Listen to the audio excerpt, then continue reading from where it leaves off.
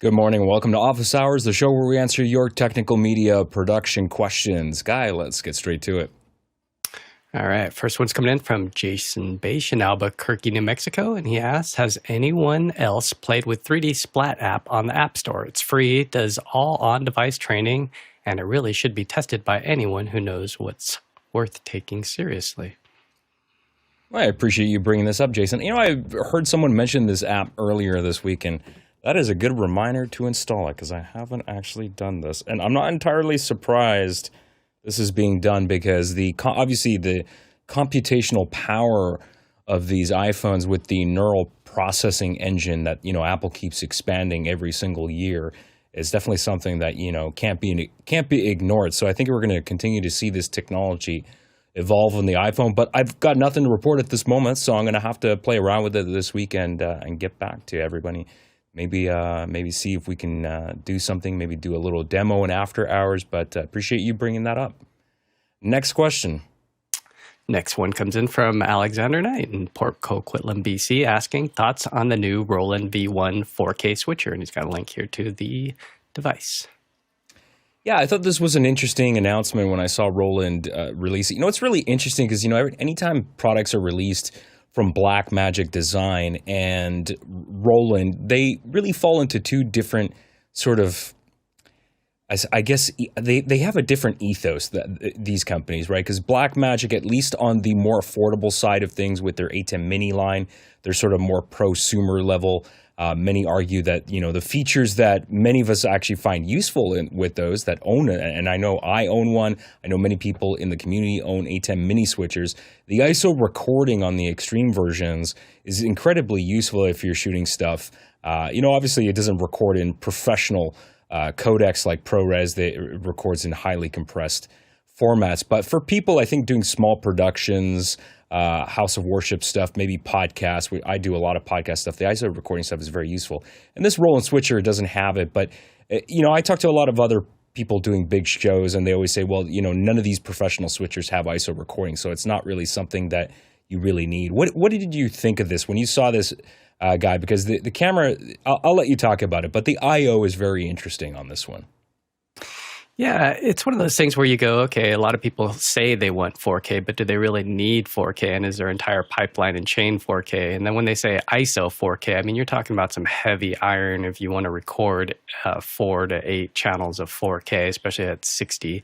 So taking out the whole ISO part of it, I think it's a great little switcher. I mean, you look at it, and I've felt these buttons on their models over the years, and they make world-class products. I mean, they're no joke. These guys helped invent MIDI. They're big into the rental houses. So when you talk about the plastic, the build quality, pulling in and out, how it's manufactured, the connectors to the board and whatnot, these things, like even the HDMI inputs, you could get locking cables. That's what these little screws are above, so you could lock those HDMIs. The really interesting thing about this one is how it punches in, or they do what's called region of interest. So out of a 4K signal, you can do 1080, and then you can have two different shots. As you see here, you could have the three sitting on the couch, and then you could have the host and the maybe another co-host, and that's 2 shots. So you could see, you could go from the green box to the red box to the blue box to the yellow/orange box. And this was something that was built into Livestream Studio, and people loved it. So getting to have it in hardware is really cool. So you could see here, you could assign button 1, 2, 3, 4. So you're getting 4 shots out of one camera. So that's pretty cool for the $1,899 price point. So I'm interested to see what Blackmagic will come out with, because everybody's been clamoring for something like an ATEM extreme ISO 4K, but you're not going to see it under $2,000, of course. And so this different strokes for different folks, because a lot of events, they don't need the records, or they already have like a HyperDecks or AJ Key Pros or Ninjas, or they have a flow for that already. So just being able to have the switcher and have it scale the inputs. And as far as SDI or fiber, sometimes the projector or the laptop is across the stage, and you do have to do a long run. But I mean, for the price and having to buy a couple converters, it's probably well within reach. So I think they're going to sell a lot of these things. Really, really cool. Yeah, and did you? Did you say the price? Because I didn't see a price on $1,899. Yeah, Okay. US. Okay. Yeah, and then there's a bunch of so- apps too that go on the iPad that allow you to do a bunch of other things. That's something I didn't mention here. As you Yeah. scrub through this, you can see that that's one of the things that they're really playing up is the fact that you have all these control pads and things that are on the iPad, so you get a touch interface. So for somebody that's like a church or something like that, where they don't want to give them the control. Giving them a simpler button layout makes it easy for them to just touch. So something else to look at. Yeah, absolutely. There's some comments in the chat here from John Wallace is saying Roland video tools always feel like they were meant to be used by DJs. I don't agree with that. There's actually, it's interesting. I don't know about the US, but in Canada, there are a lot of production companies, and we often don't see Blackmagic hardware being used here. I know, a lot of people talk about how ubiquitous Blackmagic stuff is, but most production companies are not using Blackmagic stuff. I don't know in any part. I'm sure it's different in different parts of the world. But for me, as somebody who's used Roland switchers, like Guy was saying, the buttons, the build quality, there's so much to like about those products. It's not a fair comparison to Blackmagic. Because Blackmagic stuff, they build their stuff to a price point. They're very, very feature rich. I will give them that. But, a lot of people would rather trade features for rock solid reliability, better buttons, things that will last and, last the test of time. Right. And Guy, do you have another comment you wanted to? Yeah, I just want to say one of the most popular switchers we've ever sold. In fact, I've talked in the past about Google ranking. We got the term video switcher, we got ranked number 1 inside of Google because of this video that we made that got 466,000 views. This was 10 years ago, and we sold hundreds, if not thousands, of these Roland V-1 HDs. I mean, great little switcher. And the interesting thing is with that design, we never got any returns. They were just so built like a tank, and that's what I want to talk about is just the quality and why we saw a lot of rental houses that would buy into the Roland gear because it's simple. You don't have to mess around with installing any additional software. You just plug it in and it just works, and you beat up on them and drop them and they still work. So something that some of the competitors don't have. Actually, I'm interested to see what OC Go has at NAB because they're somebody who is heating up with their NDI inputs, and then Rode as well. So there is some competition in this space. Again, it just depends on what you need. Yeah, absolutely. And there were some other comments too about why is it Tommy Shantz is saying HDMI only. And again, I think this product, who it's actually going for is people that have smaller budgets and are probably already going to have cameras that are HDMI based. And they don't want to go through the whole expense of getting converter boxes to get it into the SDI world. And they might not even understand what SDI is. A lot of places like House of Worship and stuff like that, where they have volunteers that are using this gear, and they might, have a lot of these types of more prosumer type cameras. For example, I've done some work in some local churches, and I see a trend with a lot of the cameras that they have. These smaller churches with smaller budgets, they have a lot of Lumix mirrorless cameras there, and they're all HDMI outputs, right? So, and one of the switchers actually, when we rebuilt their live streaming setup, I put in a Roland V1's, what's the model? The V1 HD Plus, which is just 4 HDMI ins. I think it only has one HDMI out, 1 or 2 HDMI outs. Very bare bones switcher, and it doesn't even have a USB UVC output on it. So you have to use a third-party tool or third-party piece of hardware for that. But that's a really rock-solid switcher. They've been using that thing for a few years now, and it hasn't given them any problems. In fact, you don't even need a computer to hook it up and use the controls. You just hook it up to a multi-view monitor. It's got all the menus on screen there, and you can make all the adjustments. So people really like the physical controls, which feel good, but also unlike a lot of the Blackmagic ATEM minis, it doesn't have like 150 buttons on it, right? So if you're going to just try to train somebody who's never done video production, a lot of those buttons are really, really overwhelming. And let's face it, even people that are experienced don't often use a lot of those buttons. We use programs like Mix Effect or just the vanilla Blackmagic software control to control that stuff, because we don't need all of those buttons. There are more efficient ways of working. But I think the V160 HD is probably one of the more popular switchers. And I think maybe somebody can correct me if I'm wrong, but I think that one has a combination of both SDI and HDMI for input. So you can choose one or the other. You can go into the switcher and assign it a source from one of those types of ports. So that's much more flexible, but it's also a lot more money to this. So again, I think Roland really knows the market, their customer base, who they're targeting that to. James Haldane in Vancouver says, Roland fixed my V1 SDI 3 years out of warranty for free. So, customer service, that's, one thing we often don't mention is what's the after sales support of that product. And I think that's a good testament to Roland that, they fixed your hardware switcher that you rely on, James. 3 years out of warranty. Not very many companies are going to do something like that. Guy, what do you think? We've probably beat this one pretty good. But one of the other things when I had the engineer, I actually did some beta testing with one of their products once, and he said just the T-bar when he saw the Blackmagic hardware, the original 1ME panel when it first came out, he's like, that's a lot of money just for that little fader. And he's like, now look at ours and feel the quality of ours versus some of the others. And this is one of the great things about going to an NAB is I haven't gotten my hands on this particular unit, but pay attention to little things like that. How does it feel? I know a lot of people don't use those T-bars, but when you do, does it feel like a plasticky thing that's going to, not flow smooth, or does it feel like a real mechanical piece that they paid big money for? Because there is something called the BOM, the bill of materials of when they manufacture these things, and you could tell quality. I'm coming to you through a Roland little UVC device, and I tested 8 different ones side by side, and this one by far had the best color. I put it up on scopes and everything. So it's about the engineering. It's not just, what you think of the I's and the O's. It's the quality, the build quality. And as James says, I mean, he's seen that the company stands behind what they make. So I really like these guys. Yeah, absolutely. The last thing I'll say that about build quality too, I think there's a bit of, Blackmagic really disrupted the market, I think, and I will give them credit for that.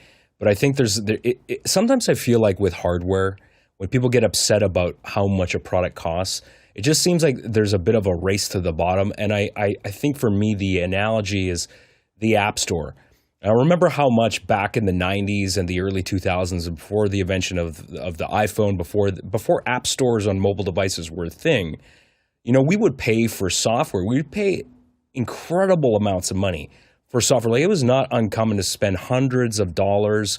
Sometimes professional tools would cost upwards of $1,000. I remember, buying a license for just Photoshop alone. I think was like $800 or something crazy like that. And then you would buy, every time a new version of Photoshop would come out, you'd be, buying an upgrade license. It would be discounted, but then if you let it lapse, you got to buy a new one. So it's like, software used to be very, very expensive. And then the App Store came out, and then that really changed the whole industry with the push to have apps at 99 cents. And now, when apps initially launched at 99 cents, as soon as somebody comes up with an app that's $4.99, everybody goes, "Oh my God, that's so expensive. This is not worth it. This is awful," right? So I just feel like it's just kind of like some companies push the whole industry into a corner, and it becomes very hard. And you got to really look at what those products are, and recognize that there are differences, and sometimes it's worth spending more money. All right, I think we beat that one up. So just before we go to the next question, just a reminder, if you want to be part of the show, you are missing half of it. If you are not in the live chat, if you want to ask these questions, you can post those questions in Makana. That's our Q&A system. You can vote on them up and down. It's kind of like Reddit, and that tells us the importance of which ones you want us to answer first, and you can chat with us there. So if you don't know how to do that, all you have to do is go to officehours.global/join. That's officehours.global/join. Put in your name and email. We'll send you the link so that you can be part of our community. Next question. JJ McKenna, Scabo, California asks, "Good morning, Chris. Did it fit?"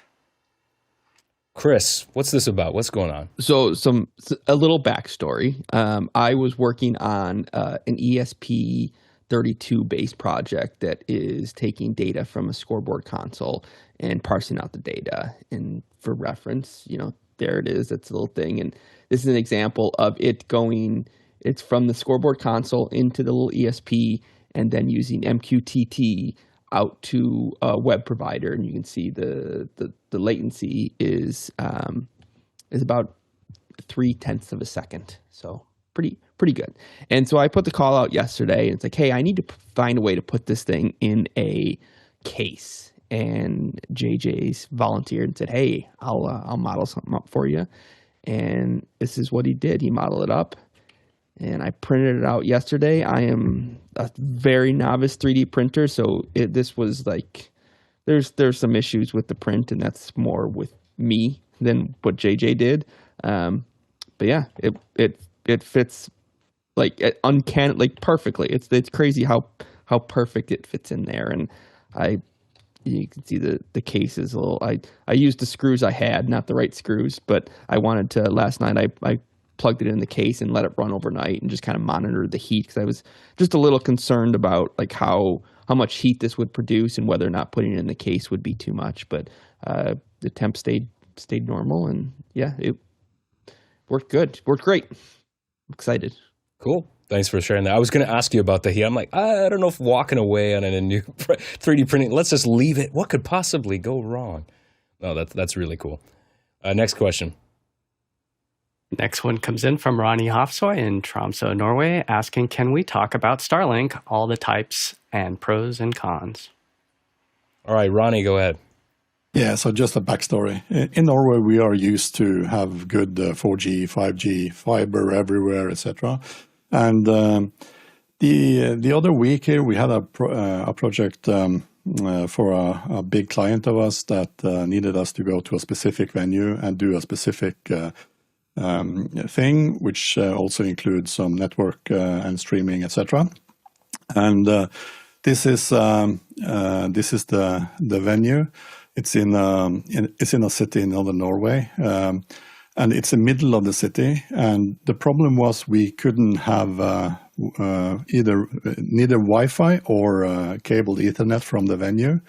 They had huge problems in their firewalls, allegedly. And this is the location kind of in the middle of the city, and we couldn't get 4G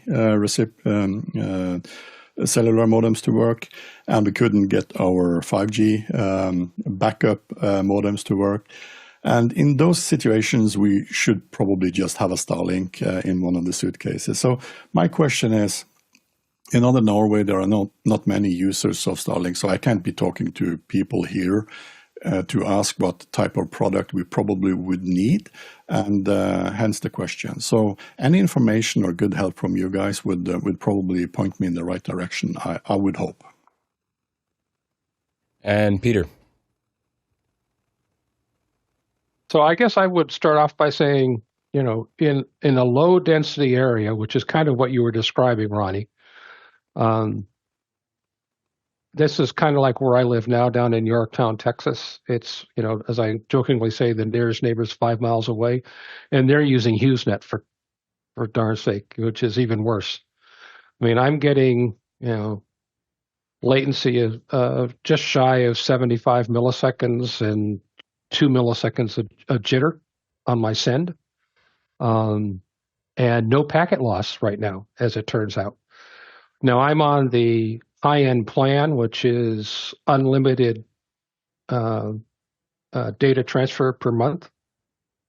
There are tiered plans that you can get, and I know if Tlock was around, he would talk about he has a plan because he has a Starlink mounted in his truck that he uses when he's traveling around New Mexico.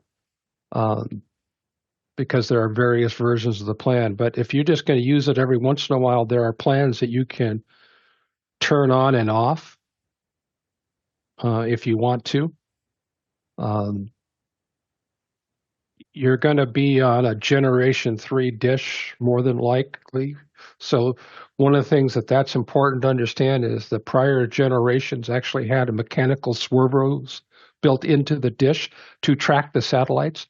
They don't need to do that anymore. You just point them in a general direction, and it tells you how to point them. By the way, there's a really nice app on the phone that says, turn it this way and turn it that way, and what the clear sky outlook is. because they're now using phased array technology in it. They call it a dish, but it isn't a dish. It's a big flat panel.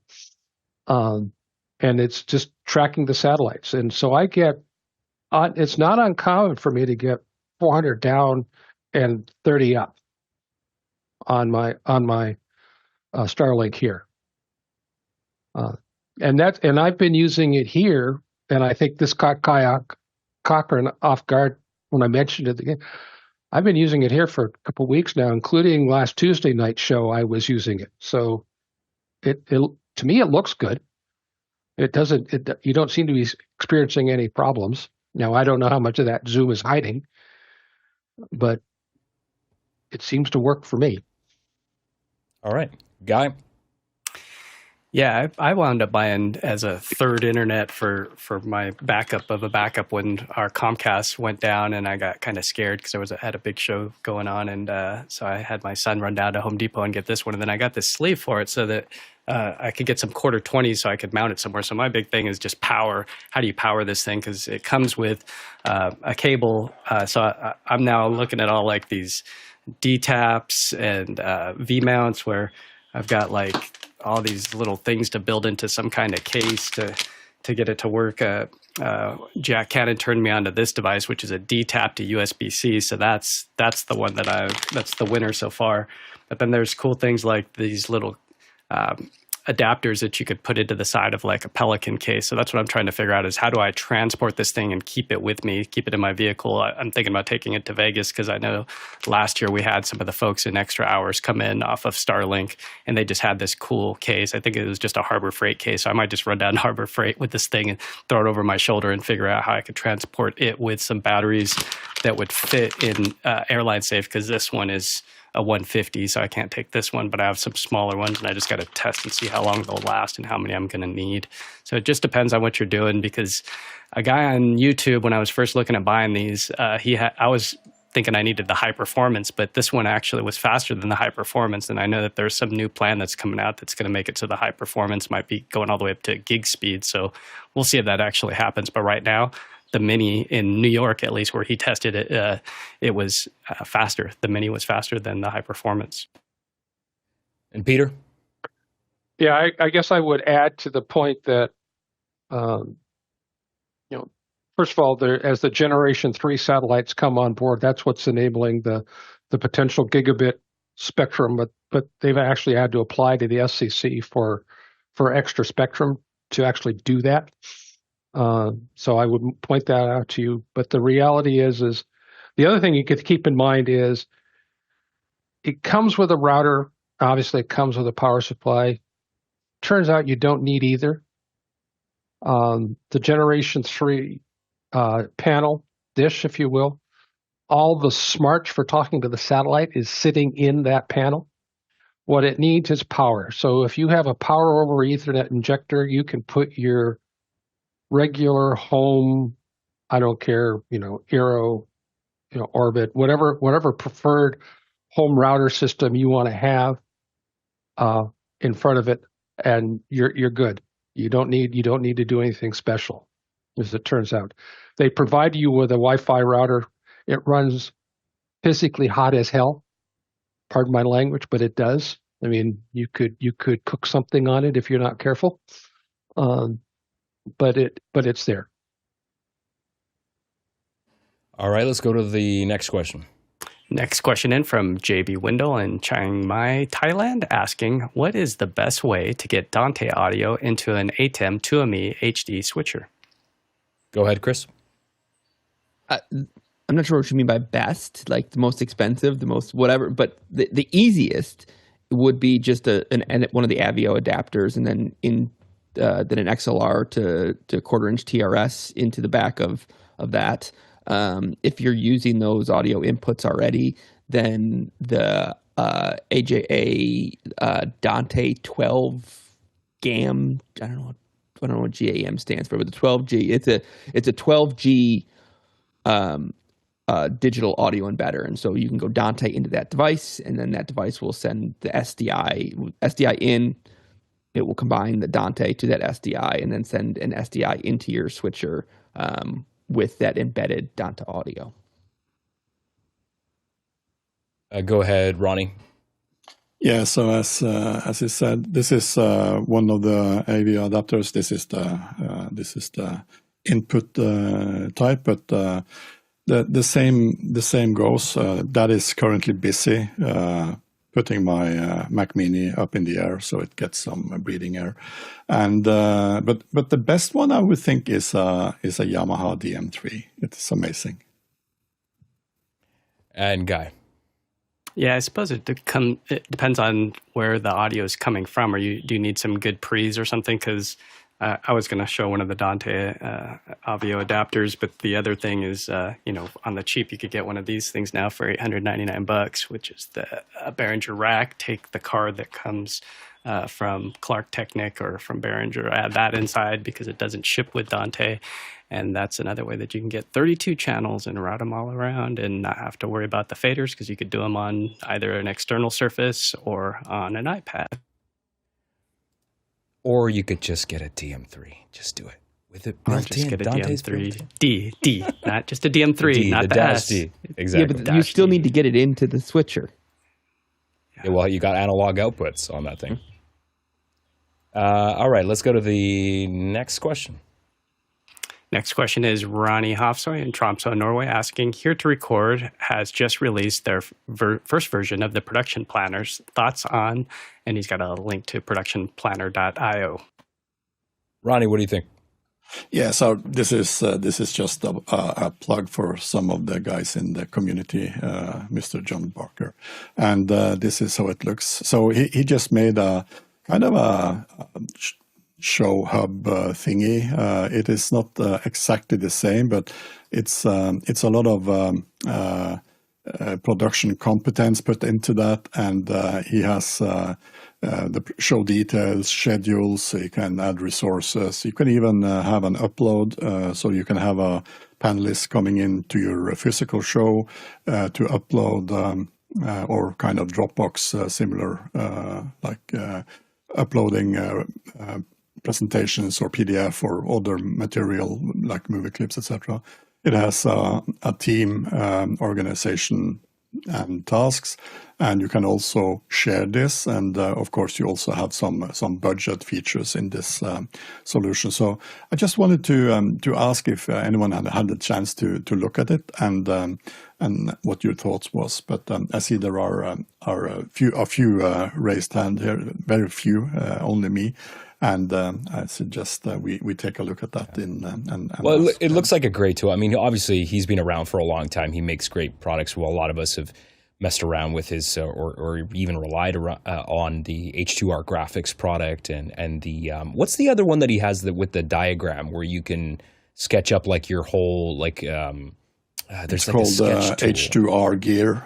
Yeah, that's really useful for creating like, well, what's all the gear in my studio and where is it going and where are the labels and all that. Yeah, he solves a lot of very big problems that people have, and he's very good at coming up with very reasonable tools that are easy to use for that. So yeah, absolutely, I'm going to have to take a look at that thing. Let's go to the next question.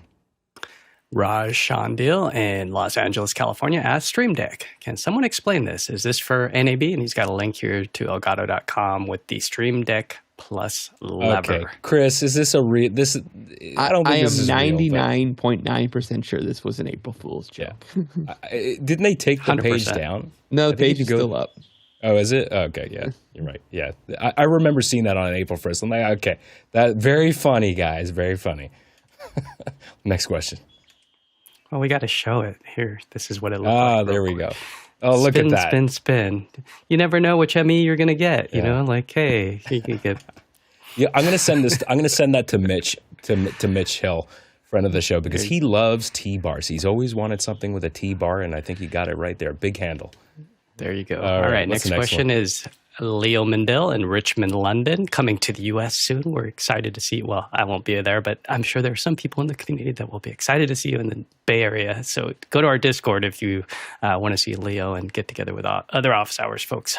Question is, home automation. I realize this is not a production topic. However, is it something we can have a session on office hours?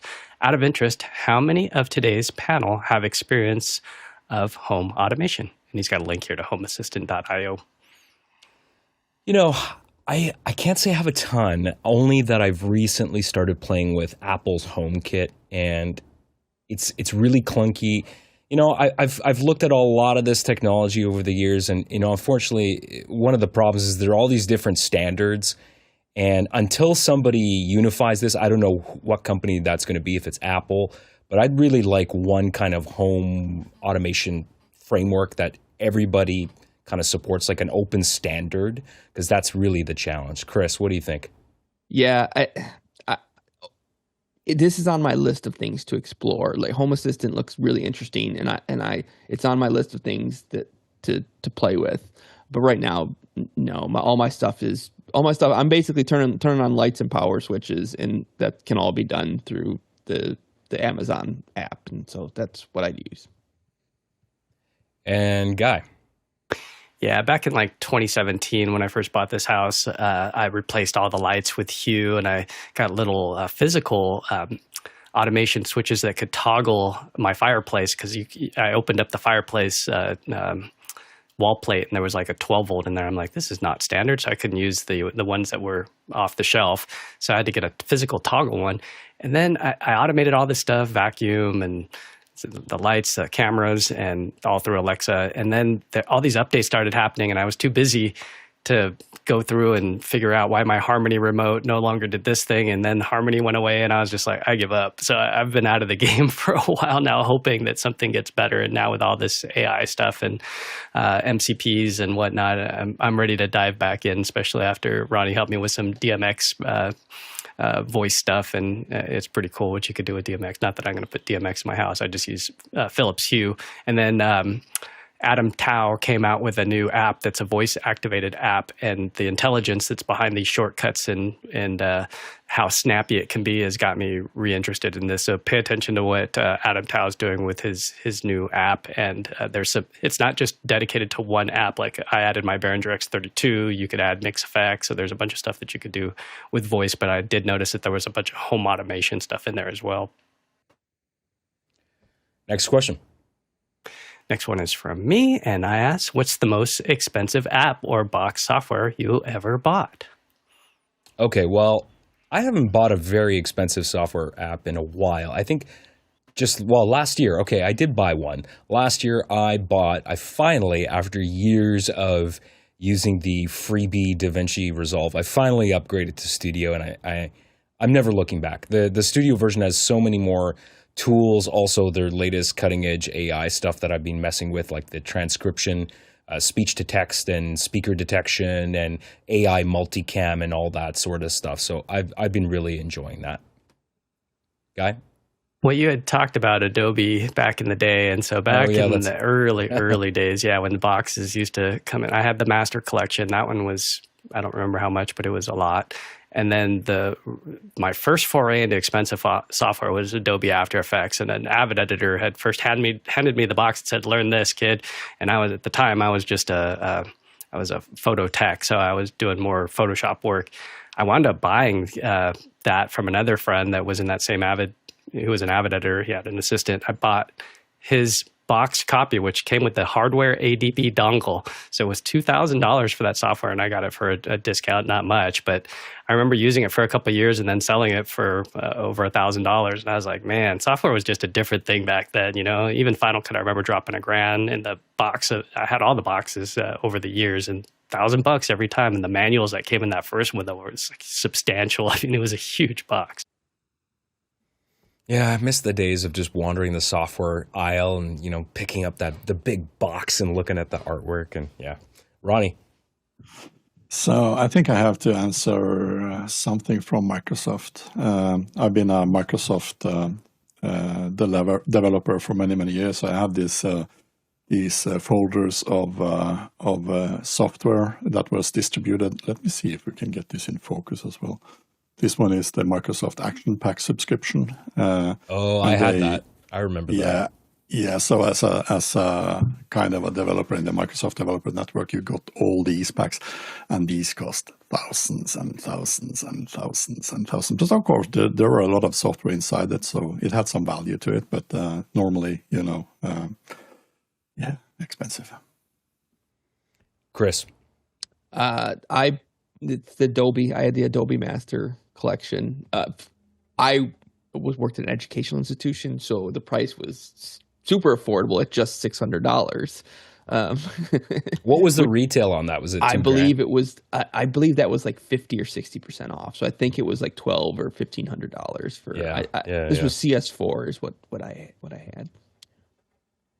Yeah. And in the chat, Evan Troxel says electric image animation system broadcast version at $2,895. Now available for easy payments. All right, let's go to the next question.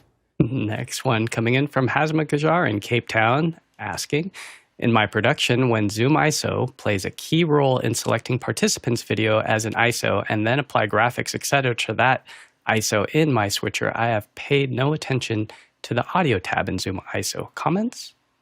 Ronnie. Yeah, lots of comments. So you have the option of just using ZoomISO just to select the images, sending that out to hardware using deck links, etc. But of course, audio is a really important part of the ISO, and especially here in the version 3, where audio has getting a bit more love, I would say, from the Zoom developers. And one of the I'm just going to exemplify that before I dive into the application itself. One of the things that you probably should be thinking of is to have ISO audio going out to a hardware console like an audio mixer or any type of, it could be a rack mixer and you use your iPad to control it or whatever. But having individual control to be able to adjust the timbre of the sound, of course, the levels, etc. If you don't do it like here in office hours where we do really, really good measurements of levels before we kind of go into the production. If you don't have that option, you need an audio guy that is able to control this as the broadcast goes on. You can have people coming in very low.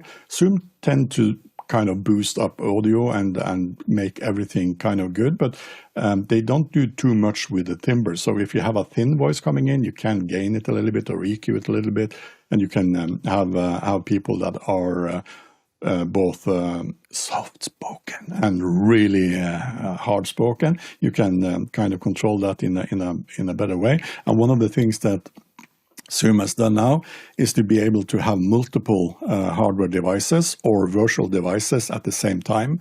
So here's just an example on my Mac Mini. I just put it up here for you to see. So here is the speakers in the Mac Mini. This is a virtual device that I use for Zoom OSC. This is just a left-right device. So it actually just points the signal into that. I also have my ATEM constellation connected here, so I can send audio to some of those. And previously, you needed to use something like what is it called? All these applications we use for loopback and audio hijack, and create aggregated devices that put that together. That is not necessary now, so this is just a remnants.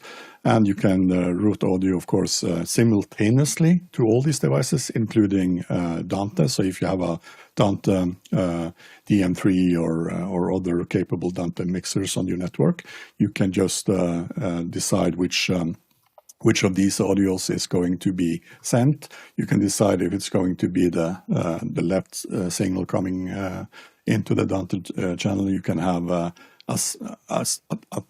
type of settings for all these channels individually, and that way make it much more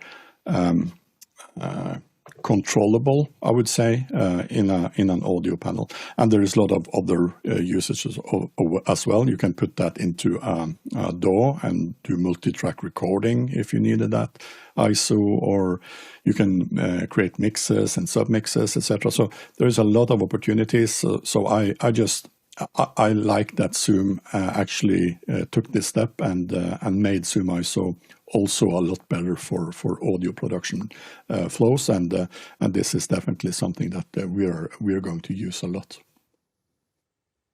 And Peter,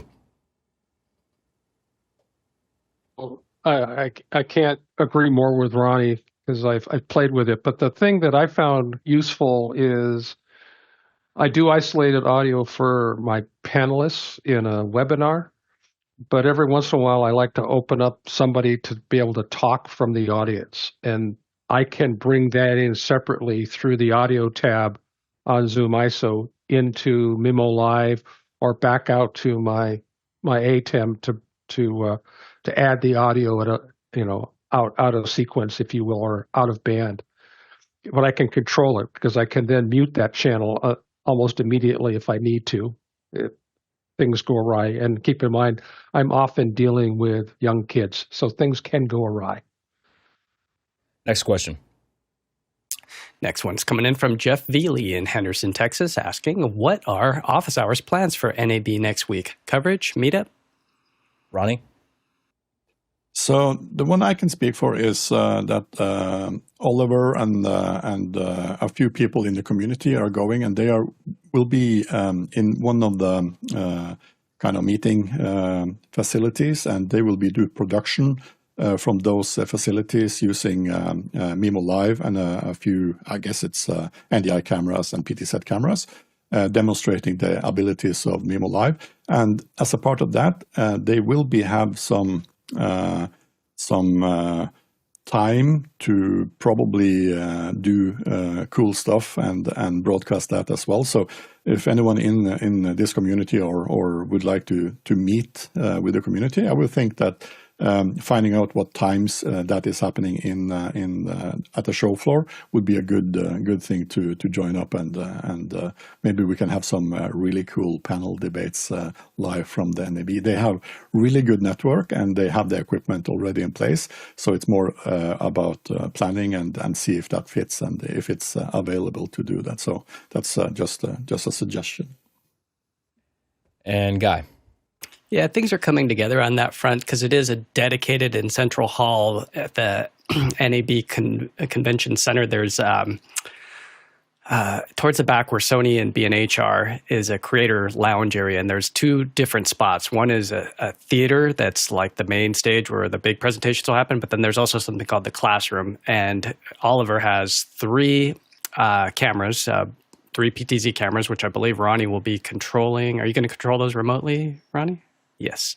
And so the stage looks like this. We've got, and these will be pushed into after hours into a breakout room. And if they look really good, or if there's a really good topic that you guys like, we may push them to the Office Hours YouTube channel, specifically the one that is with Renee Ritchie, which I believe is on Monday, which is, I put the link inside of the chat as to which sessions that are available that we'll be pushing at least into the breakout room. Let's see. Yeah, the Renee Ritchie one's on Sunday at 11:30. Yeah, Sunday 11:30 inside YouTube's Algorithm 2026 edition.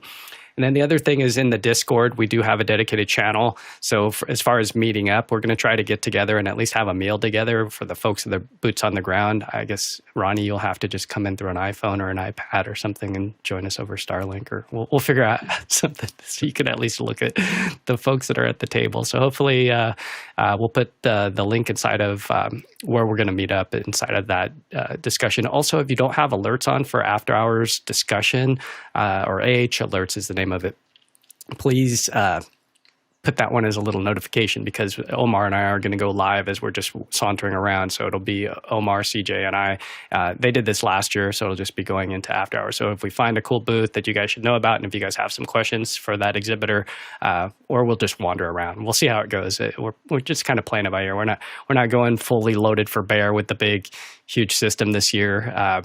We're just going to keep it simple. Next question.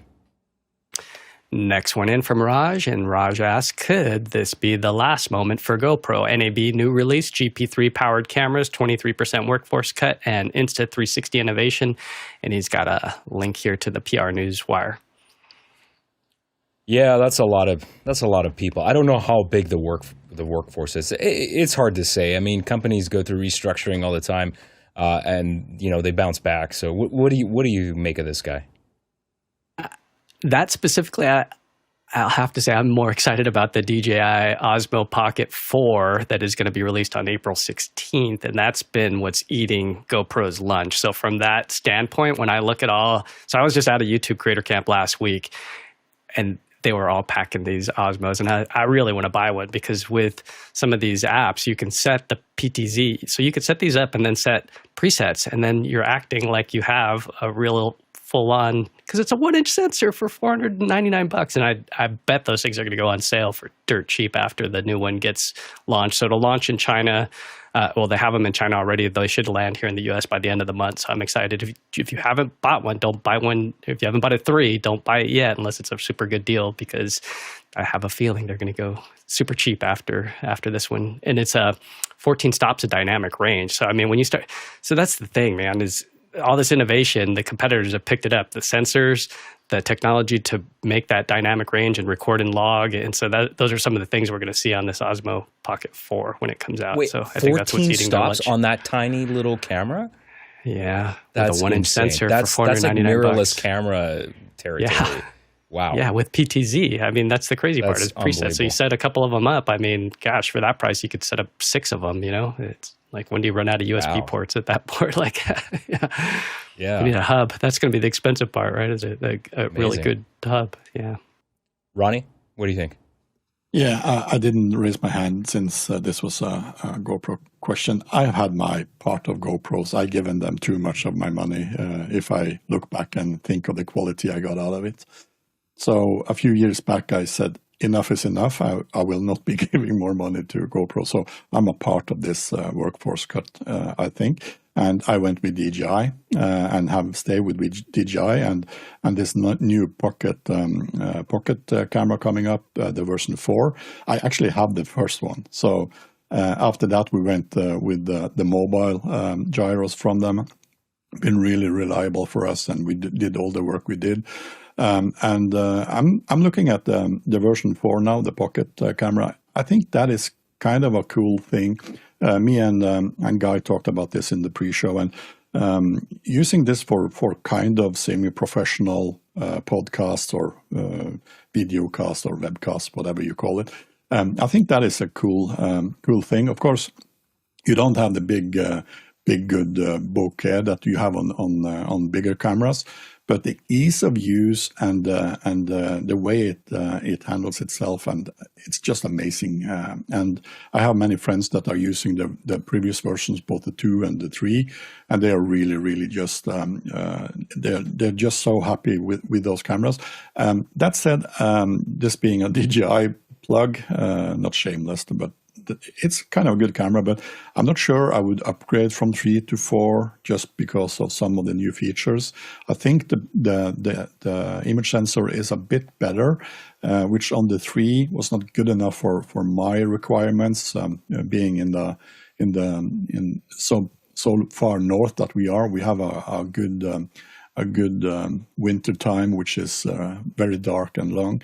And having a little bit more sensitivity and a little bit less noise on those dark situations would be better. So I'm really eager to get one of those and get it testing in that situation. So I will also probably be experimenting using that as a conference camera where we can put that kind of in the center of the tables and see if I can manage to have that remote control. So I'm looking into Ecamm's PTZ controller, which is really cool, controlling these cameras. And there are also their own apps controlling these new cameras. So I agree with Guy. Don't buy anything until the 16th. Next question. Next one in from Alexander Knight asking, other than director Danny Boyle using iPhones to shoot many scenes for 28 years later, I haven't heard much in the way of promo for iPhone 17 Pro being used in production. Seems gimmicky. Thoughts?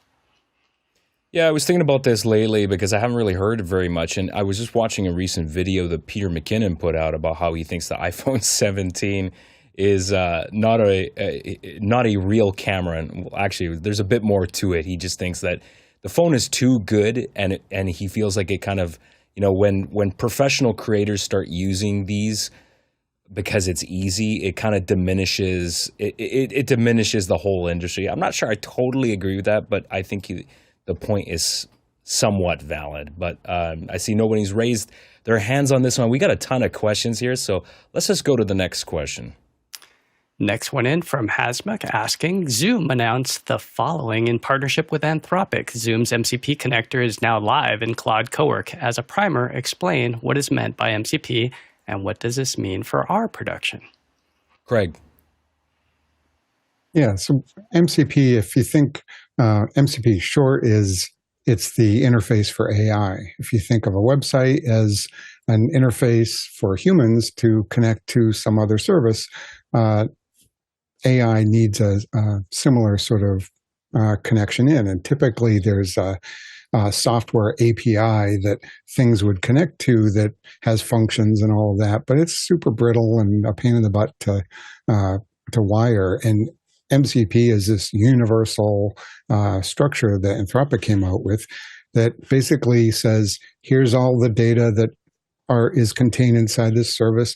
Here's the tools that you can use, the features, functions, and all of that, and also some resources about, well, what does that mean? And so from a Zoom perspective, being able to have your AI connect to it so that you could auto-mute yourself or add features that the Zoom client doesn't already have.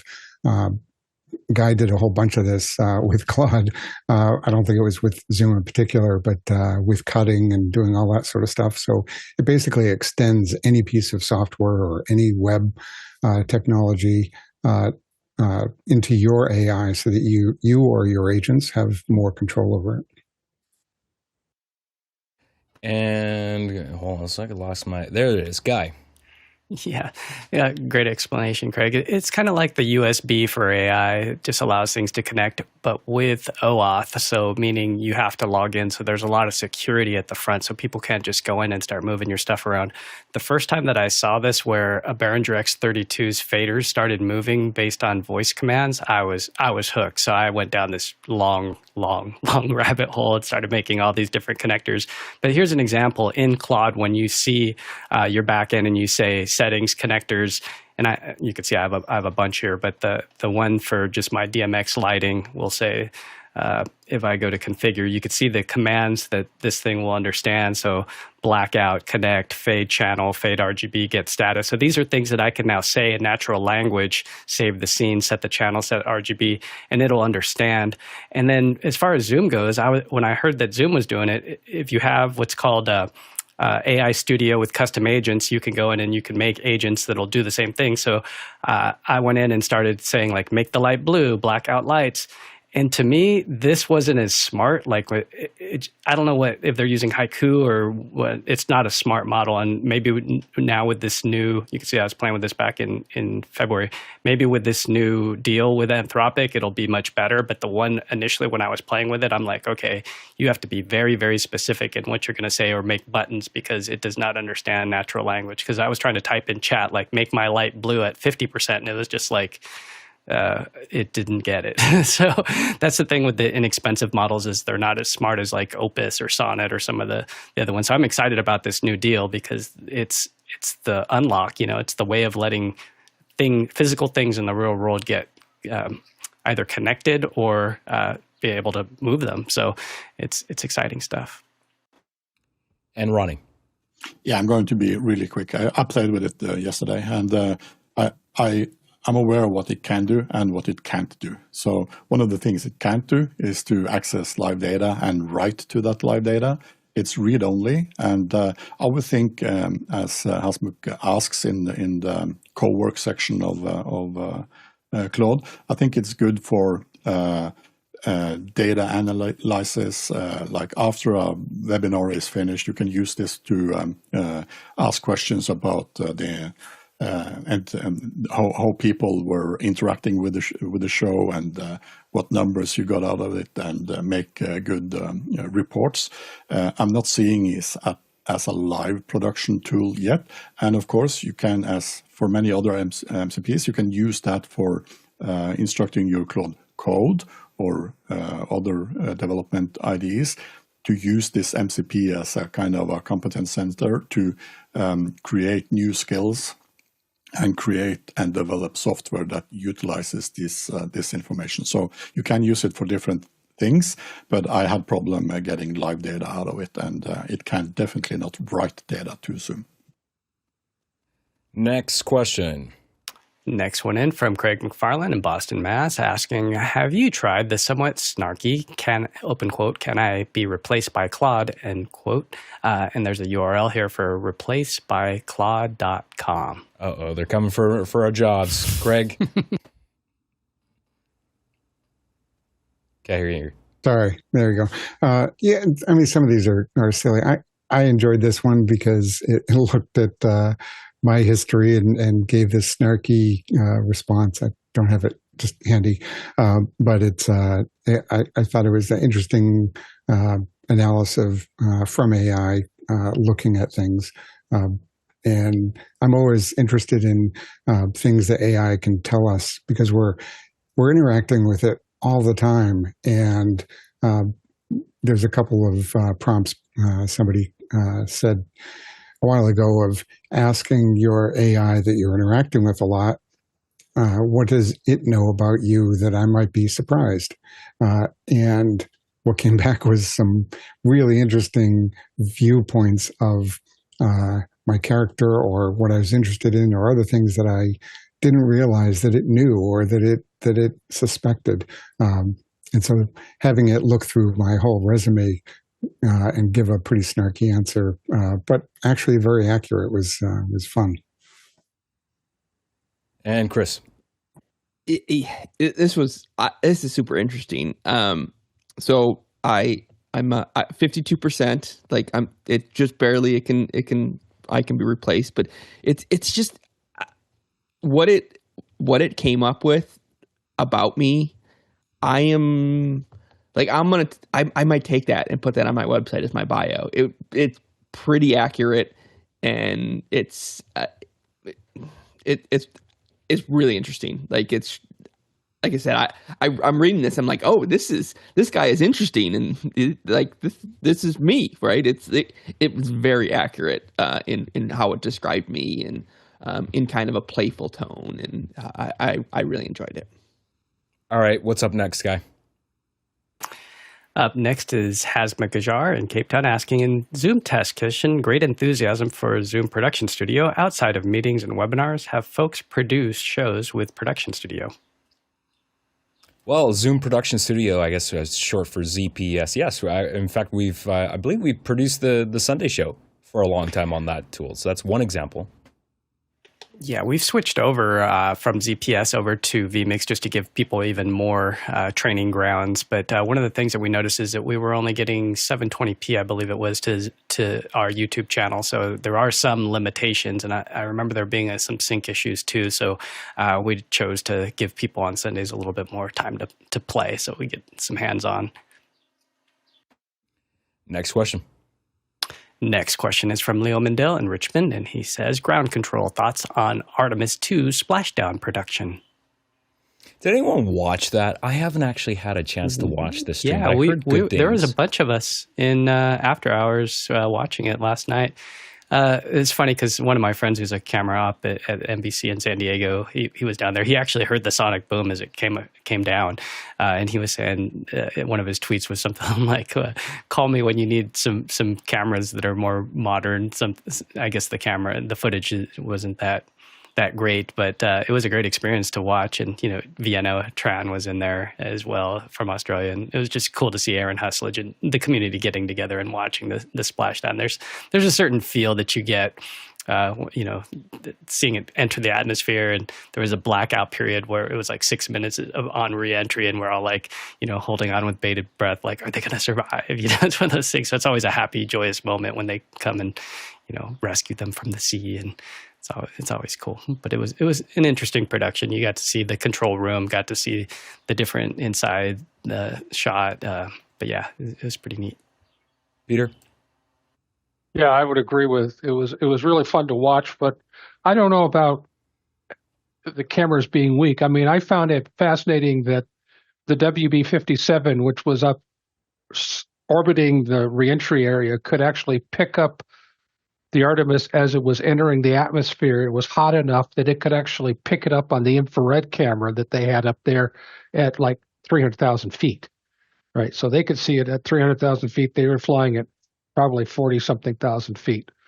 And then watch the different the different camera shots as they were dealing with it. And I'm going to cut them some slack. I mean, those military helicopters are not designed to be carrying cameras around. They're carrying infrared cameras for other reasons that aren't necessarily associated with a space landing or a reentry process. But they were doing some really good stuff. I thought it was the more interesting thing, I think, was they had this interview with the diver team saying, "Oh, it'll take us 10 minutes to put that collar around." Well, for those of us who watched it, it clearly took a lot longer than 10 minutes to put the collar around the capsule because they hadn't planned ahead. All right, well, that's it for our Saturday show. Thank you to all the panelists for bringing your A game, answering all these questions. And, of course, to you, the producers. We call you, the people watching, listening, the producers of the show, because you're the one that drives the show. If you didn't post questions, we wouldn't have a show. So thank you for being here this morning. And, of course, the back-end crew that wakes up every single week to do all of these different shows. It's an incredible team effort of volunteers to put this show on. Everyone from all the different roles, from the people cutting the show to running the audio, to greeting guests at the door, checking audio levels, making sure everything looks and sounds fantastic. Couldn't do it without you. If we were to have traveled around the world to answer all of your questions today, according to the Telok Traversal, that would have been 85,000 miles. That's 137,000 kilometers and 674 million. Bananas for scale. All right. If you got some time, jump into After Hours. We'll see you there. Bye-bye. Rock and roll. Oh, I'm excited about this new Discord voice chat. We're gonna have voice channels. Yeah, in interesting. 1080p 60. Yeah, it's gonna be cool. So stay tuned. Hopefully, Chad can get it up today. If Chad's listening, Chad, please. Wait, what? Why are we doing that? Something different. So yesterday during that space thing, different people were talking, and with Discord, you could actually control the levels of each person. So as the feed was there, so it's just another avenue. But the other thing you could do is 1440p if you have a Nitro account for $9.99 a month. So we get even higher resolution than we do in After Hours. And it's just another place for people to chat. The app's pretty handy where, rather than logging into Zoom, if we're at NAB or something and need to chat, so we might say go to 2, there's going to be PL2 and we can just click on PL2 and start talking. So